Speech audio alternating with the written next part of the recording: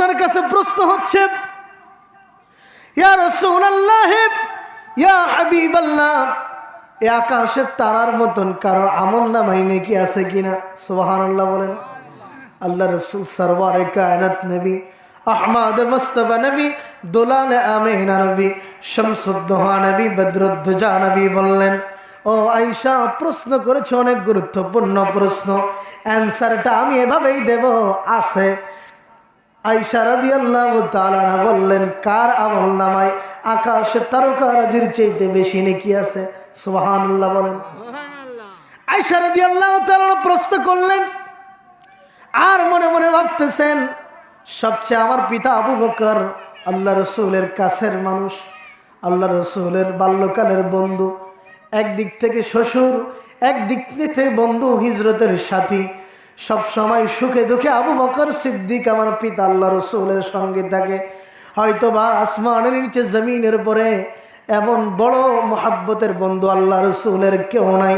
আল্লাহর বান্দার মধ্যে শ্রেষ্ঠ বান্দা হয়তো আবু বকর হতে পারে আল্লাহ রসুলের পরে। ইয়া রাসূলুল্লাহ, ইয়া হাবিবাল্লাহ, ইয়া রাসূলুল্লাহ, আপনার কাছে প্রশ্ন যে সবচেয়ে আমল নামায় তারার চাইতে কার আমল নামায় নেকি আছে? আল্লাহ রসুল বললেন, আয়েশা, হযরত ওমর রাদিয়াল্লাহু তাআলা আনহুর আমল নামায় আকাশের তারকারাজির চাইতে বেশি নেকি আছে। আওয়াজ দিয়ে বলেন না সুবহানাল্লাহ। হযরত আয়েশার মুখখানা মলিন হয়ে গেল, কারণ আয়েশা ভাবছেন যে আমার পিতা আবু বকর সিদ্দিকের নামটা হয়তো বা বলবে, কিন্তু হযরত ওমরের নামটা বলে ফেলল। হযরতে আয়েশা রাদিয়াল্লাহু তাআলা আনহার মুখটা মলিন হয়ে গেছে, মনটা খারাপ হয়ে গেছে।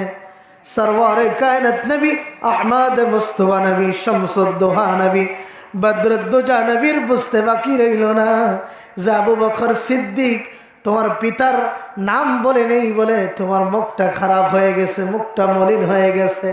আয়েশা রে, আমি তো বলেছি আকাশের তারার চাইতে হযরতে ওমরের আমলনামার মধ্যে আল্লাহ নেকি দান করেছেন বেশি, কিন্তু তোমার পিতার কথা শুনবে নাকি আয়েশা?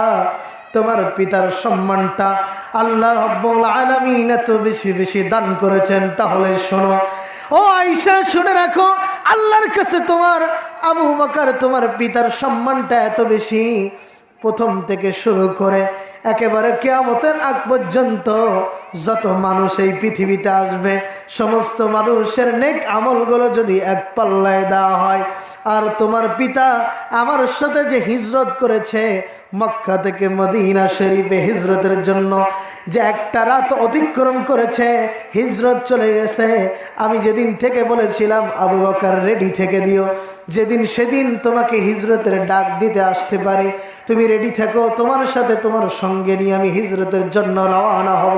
সেদিন থেকে সিদ্দিক আকবর রাদিয়াল্লাহু তাআলা আনহু আর বিছানায় পিঠ লাগায় নাই।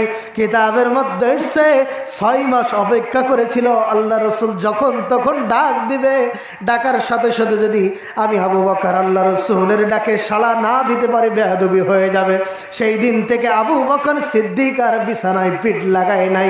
এই আমলটা আল্লাহর দরবারে এত এত এত মহব্বতের আমল হয়ে গেছে। এই আমল, শুধুমাত্র এই আমলটা যদি এক পাল্লায় দেওয়া হয়, আর আল্লাহ রসুল বলেছেন পৃথিবীর সমস্ত মুসলমানের আমলগুলো, ভালো আমলগুলো যদি এক পাল্লায় দেওয়া হয়, তাহলে আবু বকর সিদ্দিকের এক রাত্রের আমলের সমান হবে না। সে আবু বকর বলেছেন, সে আবু বকর সিদ্দিক রাদিয়াল্লাহু তাআলা বলেছেন, যারা মিলাদুন নবীর